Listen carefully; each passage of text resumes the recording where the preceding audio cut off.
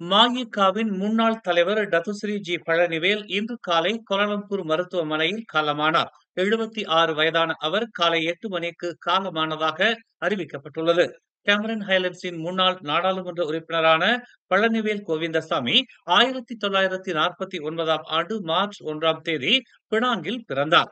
1972ஆம் ஆண்டு மலாயா பல்கலைக்கழகத்தில் கலைத்துறையில் பட்டப்படிப்பை மேற்கொண்டார்.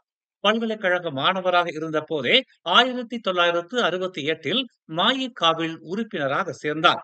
நீண்ட காலமாக ம.இ.க.வின் தலைவராக இருந்த எஸ். சாமிவேலு 31 ஆண்டுகள் ம.இ.க.வை வழிநடத்திய பின்னர் 2010ஆம் ஆண்டு டிசம்பரில் பதவி விலகிய போது பழனிவேல் கட்சியின் தலைமை பொறுப்பை ஏற்றுக்கொண்டார்.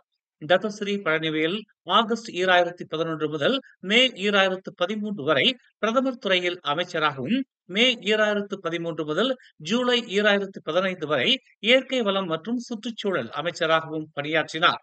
அதற்கு முன்னதாக செனட்டராகவும், நாடாளுமன்ற செயலாளராகவும், டெலிகாம் மலேசியாவின் நிர்வாக தலைவராகவும் அரசு பொறுப்புகளை வகித்துள்ளார்.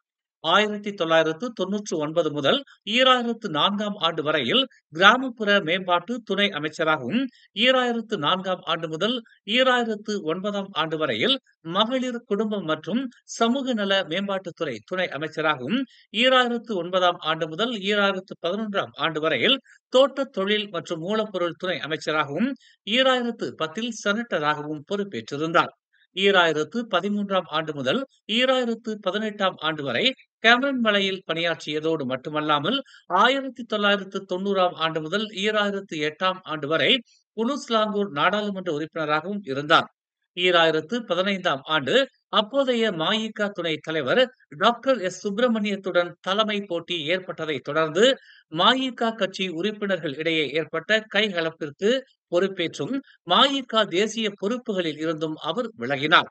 அதே வேளையில் 2013ஆம் ஆண்டு அவர் ம.இ.க. தலைவராக இருந்தபோது ஒருதலை பட்சமாக குழந்தைகள் மதம் மாற்றப்படுவதை எதிர்த்து புதிய சட்டத்தை ஏற்றும் நடவடிக்கையில் அவர் மும்முரமாக ஈடுபட்டது அப்போதைய பாரிசான் ஆட்சியாளர்களிடையே முரண் ஏற்பட வழிவகுத்தது.